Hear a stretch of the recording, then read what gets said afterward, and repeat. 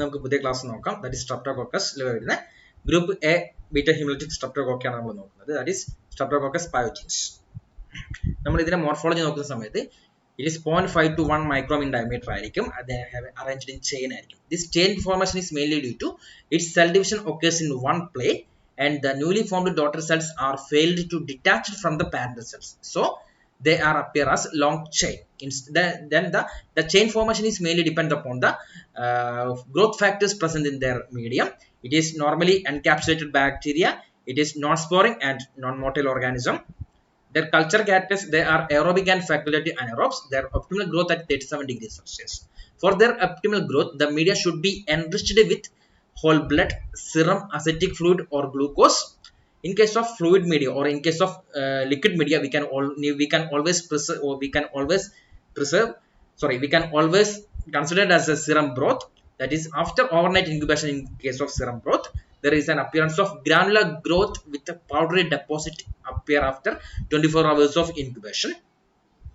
In case of solid media, that is blood agar, after 24 hours of incubation, the colonies are small pinpoint, that is 0.5 to 1 micrometer, 1.5 to 1 millimeter in diameter. They are circular, transparent, low convex with a complete zone of hemolysis. Diagram ആണ് നമ്മൾ ഇവിടെ കാണുന്നത്. Then one more selective media is there available, that is it is otherwise known as modification of blood agar, that is crystal violet blood agar. Okay, that is blood agar base containing 1:5 lakhs crystal violet. Okay, because they are highly resistant to crystal violet. Okay, then some strains able to show capsule. Once if they are capsulated strains, they definitely produce this type of mucoid like colonies. Okay, even they appear as mucoid colonies, and they are also able to show beta hemolysis, that is clear zone around the colonies. Okay, then next one is the biochemical reactions. They ferment number of sugars like lactose, glucose, salicin, sorbitol, maltose, dextrin with production of acid only but no gas. That is catalyst negative and does not liquefy gelatin. It is not soluble 10% bile, and PYR test is positive. It does not ferment ribose. This PYR test is means it is a this PYR means pyrrolidinal naphthalamide test ആണ്. ഇത് PYR test positive ആണെങ്കിൽ ഒരു red colour formation നടക്കും. ഈ PYR ടെസ്റ്റിനെ പറ്റി നമുക്ക് ഈ class ഒക്കെ എടുത്തതിന് ശേഷം അവസാനം ഇതിനകത്ത് കുറച്ച് ഇമ്പോർട്ടന്റ് ആയിട്ടുള്ള ബയോകെമിക്കൽ ടെസ്റ്റ് വരുന്നുണ്ട്. അത് ചില കേസിൽ നിങ്ങൾക്ക് 3 മാർക്ക് ചോദിക്കാറുണ്ട്. അതുകൊണ്ട് തന്നെ ഈ ആദ്യം നമ്മൾ ടെസ്റ്റിന്റെ പേരൊക്കെ പറഞ്ഞു പോകുന്നേ ഉള്ളൂ. ലാസ്റ്റ് ക്ലാസ്സിൽ അത് മാത്രമായിട്ട് ഒപ്പം PYR ടെസ്റ്റ് ഉണ്ട്, ബാസിട്രാസിൻ ടെസ്റ്റ് ഉണ്ട്, അങ്ങനെ കുറച്ച് അപ്രോച്ചിങ് സെൻസിറ്റിവിറ്റി ടെസ്റ്റ് ഉണ്ട്, അങ്ങനെ കുറച്ച് ടെസ്റ്റുകൾ വരുന്നുണ്ട്. അതിന് മാത്രം നമ്മൾ ഓരോരോ ക്ലാസ്സിലായിട്ട് എടുക്കുന്നുണ്ട്. ഓക്കെ, ഇപ്പം നിങ്ങൾ ജസ്റ്റ് പേര് മാറ്റിച്ചു വെക്കുക. ദാറ്റ് ഈസ് PYR ടെസ്റ്റ് എന്തായിരിക്കും, പോസിറ്റീവ് ആയിരിക്കും എന്നുള്ള രീതിയിൽ പഠിച്ചു വെക്കുക. ഇതിന്റെ റെസിസ്റ്റൻസ് നേച്ചേഴ്സ് നോക്കുന്ന സമയത്ത് ഇതിനെ 56 ഡിഗ്രി സെൽഷ്യസ് ഫോർ 18 മിനിറ്റ്സ് വെച്ചിട്ടുണ്ടെങ്കിൽ ഇത് അങ്ങ് കില്ല് ചെയ്ത് പോകും. പിന്നെ അതുപോലെ തന്നെ ഇത് നമ്മൾ എന്ന് പറഞ്ഞിട്ടുണ്ടെങ്കിൽ ഡസ്റ്റിലാണെങ്കിൽ സെവറൽ വീക്സ് വരെ സർവൈവ് ചെയ്ത് നിൽക്കും. പക്ഷെ ശ്രദ്ധിക്കണം, ശ്രദ്ധിക്കേണ്ട കാര്യം എന്താണെന്ന് വെച്ചാൽ ആബ്സെൻസ് ഓഫ് സൺലൈറ്റ്, അതായത് സൺലൈറ്റ് തീരെ കിട്ടിയിട്ടില്ലെങ്കിലാണ് സെവറൽ വീക്സ് വരെ നിൽക്കുന്നത്. It is highly resistance to crystal violet, it is susceptible to sulphonamides. പിന്നെ അതുപോലെ തന്നെ ഏറ്റവും ഇമ്പോർട്ടന്റ് ആയിട്ടുള്ള വേറെ ടെസ്റ്റ് ആണ്, it is highly sensitive to bacitracin test. നമ്മുടെ ഒരു റാപ്പിഡ് ഐഡന്റിഫിക്കേഷൻ വേണ്ടിയിട്ട് യൂസ് ചെയ്യുന്ന ടെസ്റ്റ് ആണ് ബാസിട്രാസിൻ സെൻസിറ്റിവിറ്റി ടെസ്റ്റ്. അതിനെപ്പറ്റി നമ്മൾ അടുത്ത ക്ലാസ്സിൽ ഡീറ്റെയിൽ ആയിട്ട് പറയുന്നുണ്ട്. ദെൻ ആന്റിജനിക് സ്ട്രക്ചേഴ്സ് നോക്കുന്ന സമയത്ത് ഈ streptococci able to produce main ആയിട്ട് ഒരു group specific polysaccharide, that is C produce ചെയ്യുന്നുണ്ട്. Based on this type there are 3 types of proteins, that is MTR and nucleoprotein എന്ന് പറഞ്ഞിട്ടുള്ള പ്രോട്ടീൻ ടൈപ്സ് വരുന്നുണ്ട്. Then capsular hyaluronic acid ന്റെ അത് വരുന്ന സമയത്ത് ഇത് എന്താണ്, it is encapsulated bacteria എന്ന് പറഞ്ഞിട്ടുണ്ട്.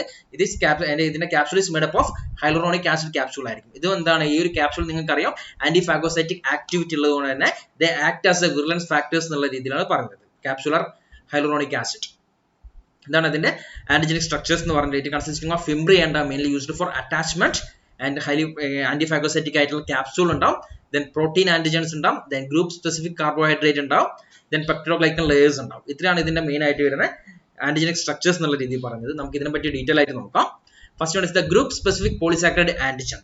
എന്ന് പറയാം. ഇതിനകത്ത് മെയിൻ ആയിട്ട് എന്ന് പറഞ്ഞിട്ടുണ്ടെങ്കിൽ ഗ്രൂപ്പ് സ്പെസിഫിക്, ദാറ്റ് ഈസ് എന്താണ് നമ്മുടെ സെൽ വാളിന്റെ ഔട്ടർ മോസ്റ്റ് ലെയറിൽ ആര് കാണപ്പെടുന്നത് നമുക്ക് ഒരു ഫിംബ്രിയലിന്റെ പ്രോട്ടീൻ ആണ്. It is mainly used for attachment ഉണ്ട്. പിന്നെ അതിനു ശേഷം വരുന്നതെന്ന് വെച്ചാൽ ലിപ്പോതീക്കോയിക് ആസിഡ് ഉണ്ട്. പിന്നെ middle layer of group specific C carbohydrate and the inner layer of peptidoglycan layers, that is muco protein കൂടി വരുന്നുണ്ട്. ദെൻ ഇത്രയാണ് ഇതിന്റെ ഗ്രൂപ്പ് സ്പെസിഫിക് ആന്റിജൻ അകത്ത് വരുന്നത്. Next one is the type specific antigen നമ്മൾ നോക്കുന്ന സമയത്ത് ഇതിന്റെ ഔട്ടർ പാർട്ട് ഓഫ് സെൽസിന്റെ അകത്ത് മെയിൻ ആയിട്ട് വരുന്നത് വെച്ചിട്ടുണ്ടെങ്കിൽ സ്ട്രെപ് പയോജൻസിനെ മെയിൻ ആയിട്ട് കണ്ടു പ്രോട്ടീൻസ് ഉണ്ട്. അത് ആക്ട് ആസ് ആൻ ആന്റിജൻസ് ആയിട്ട് ആക്ട് ചെയ്യുന്നുണ്ട്. പ്രോട്ടീനെ നമ്മൾ വീണ്ടും ഇതിനെ സർഫസ് പ്രോട്ടീൻസിന്റെ ബേസിൽ നമ്മൾ ഇതിനെ വീണ്ടും സബ്ഡിവൈഡ് ചെയ്തിട്ടുണ്ട്. ദാറ്റ് ഈസ് MTR എന്നുള്ള രീതിയിൽ ഇതിനെ നമ്മൾ വീണ്ടും സബ്ഡിവൈഡ് ചെയ്തിട്ടുണ്ട്. ഇതിന്റെ അകത്ത് നമ്മൾ M ആന്റിജൻ എന്ന് പറഞ്ഞിട്ടുണ്ടെങ്കിൽ it is the chief virulence factors of group A streptococci എന്നാണ് പറഞ്ഞത്. It have an ability to inhibit phagocytosis and it is antibody to M protein is protective ആയിരിക്കും. ഇതെന്ന് പറഞ്ഞിട്ടുണ്ടെങ്കിൽ ആൽക്കഹോൾ സോളുബിൾ ആയിരിക്കും and it is also destroyed by trypsin ആയിരിക്കും. ഇവിടെ different ആയിട്ടുള്ള ഒരു 80 M ആന്റിജൻസ് നമ്മൾ റിക്കഗ്നൈസ് ചെയ്തിട്ടുണ്ട് ഗ്രൂപ്പ് എ സ്ട്രെപ്റ്റോകോക്കയുടെ കേസിൽ. ദെൻ T ആന്റിജൻ എന്ന് പറഞ്ഞിട്ടുണ്ടെങ്കിൽ it is acid and heat ലബേൽ ആയിരിക്കും, ബട്ട് ട്രിപ്സിൻ റെസിസ്റ്റന്റ് ആയിരിക്കും. ഓക്കെ, ഇതിനെ നമ്മൾ ഡെമോൺസ്ട്രേഷൻ ചെയ്യണമെന്നുണ്ടെങ്കിൽ നമ്മൾ സ്ലൈഡ് അഗ്ലൂട്ടിനേഷൻ അല്ലെങ്കിൽ ലാറ്റസ് അഗ്ലൂട്ടിനേഷൻ വെച്ചിട്ട് നമുക്ക് ഇതിനെ വിഷ്വലൈസേഷൻ ചെയ്യാം. പക്ഷെ എന്ത് ചെയ്യണം, സ്പെസിഫിക് ആയിട്ടുള്ള ആന്റിസറെ വെച്ച് ട്രീറ്റ് ചെയ്തിട്ടുണ്ടെങ്കിൽ മാത്രമേ ഉള്ളൂ ഇതിന്റെ അഗ്ലൂട്ടിനേഷൻ നടക്കത്തുള്ളൂ. ദെൻ അതുപോലെ തന്നെ നമ്മൾ M പഠിച്ചിട്ടുണ്ടായിരുന്നു, എന്തായിരുന്നു, antibody against M antigen is protective എന്നുള്ള രീതിയിലാണ് പഠിച്ചിട്ടുണ്ടായിരുന്നത്. അതേസമയത്ത് ഇവിടെ എന്താണ്, antibodies against T antigen is not protective എന്നുള്ള രീതിയിലാണ് പറയുന്നത്.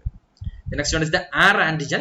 ഇതിനകത്ത് വരുന്നത് സ്ട്രെപ്റ്റോകോക്കസ് പയോജൻസിന്റെ സീറോടൈപ്സ് 2, 3, 28 ആൻഡ് 48. പിന്നെ അതുപോലെ തന്നെ some strains of beta streptococci സിയിലൊക്കെയാണ് മെയിൻ ആയിട്ട് ഈ ഒരു R പ്രോട്ടീനെ കണ്ടുവരുന്നത്. ഇതെന്ന് പറഞ്ഞിട്ടുണ്ടെങ്കിൽ വിർലൻസിന് ഒരു റോളും വരുന്നില്ല. ഇതെന്ന് പറഞ്ഞാൽ ഇതിനെ നമ്മൾ പറയപ്പെടുന്നത് ബയോളജിക്കലി ഇനാക്റ്റീവ് ഫോം ഓഫ് അല്ലെങ്കിൽ defective form of M protein എന്നുള്ള രീതിയിലാണ് വരുന്നത്. പിന്നെ അതുപോലെ തന്നെ ഫിംബ്രിയ വരുന്നുണ്ട്. ഹെയർ ലൈക്ക് നിങ്ങൾക്കറിയാം, ഫിംബ്രിയ മെയിൻ ആയിട്ട് എന്താ അറ്റാച്ച്മെന്റിന് വേണ്ടിയിട്ടാണ് യൂസ് ചെയ്യുന്നത്. മെയിൻ ആയിട്ട് എന്ന് പറഞ്ഞിട്ടുണ്ടെങ്കിൽ നമ്മുടെ എപ്പിത്തീലിയൽ സെൽസിന്റെ മുകളിലുള്ള അറ്റാച്ച്മെന്റിന് വേണ്ടിയിട്ട് ഫിംബ്രിയ ഹെൽപ്പ് ചെയ്യുന്നുണ്ട്. പിന്നെ വരുന്നതാണ് ന്യൂക്ലിയർ പ്രോട്ടീൻ. ഈ ന്യൂക്ലിയർ പ്രോട്ടീൻ എന്ന് പറഞ്ഞിട്ടുണ്ടെങ്കിൽ ഈ ന്യൂക്ലിയർ പ്രോട്ടീൻ നമുക്ക് എക്സ്ട്രാക്ട് ചെയ്ത് വെക്കാൻ പറ്റും. എങ്ങനെയാന്ന് പറഞ്ഞിട്ടുണ്ടെങ്കിൽ ഈ സ്ട്രെപ്റ്റോകോക്കയുടെ നമ്മൾ വീക്ക് ആൽക്കലി വെച്ച് ട്രീറ്റ് ചെയ്തിട്ടുണ്ടെങ്കിൽ നമുക്ക് ഈ ന്യൂക്ലിയർ പ്രോട്ടീനെ എക്സ്ട്രാക്ട് ചെയ്ത് കിട്ടാം.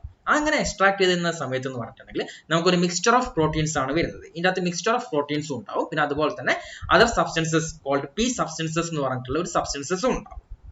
ഓക്കെ, ഇത് ഈ സംഭവങ്ങളാണ് മെയിൻ ആയിട്ടുള്ള സ്ട്രെപ്റ്റോകോക്കയുടെ സെൽ വാളിന്റെ മുകളിൽ കണ്ടുവരുന്നത്.